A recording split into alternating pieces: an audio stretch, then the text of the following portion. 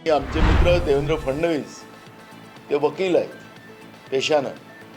मग या अशा जे गुन्हेगार प्रवृत्तीची जी लोक आहेत, जे लोकांना चिरडून टाकतात, ड्रग आणि दारू नशेच्या याच्यामध्ये ज्या पद्धतीनं जे एक दहशत निर्माण या महाराष्ट्रामध्ये निर्माण केली आणि त्यांना 10 तासामध्ये बेल मिळवून देण्याचं काम, त्या डिग्रीचा उपयोग त्याच्यामध्ये राज्याचे गृहमंत्री करतात आहे का? खरं तर काँग्रेसची भूमिका याच्यात स्पष्ट आहे की तातडीनं देवेंद्र फडणवीसनं आपल्या पदाचा राजीनामा दिला पाहिजे.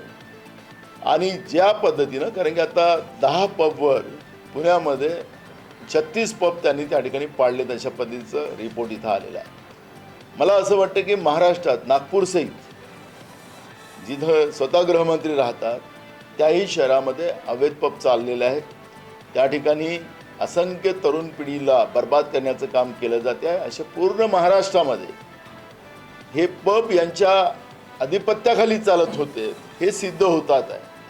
परवाची घटना लोकांनी डोक्यावर घेतली नसती आणि त्या पद्धतीचं एक वादळ या महाराष्ट्रात उभं झालं नसतं तर हे सरकार या पद्धतीचे अवैध पब चालवून त्या ठिकाणी ड्रग जे गुजरातमधून महाराष्ट्रात आणले जातात, मुंद्रा पोर्टमधून आणले जातात, तो कोण आणतो, कोणाचा पोर्ट आहे तेही आपल्याला सगळ्यांना माहिती आहे.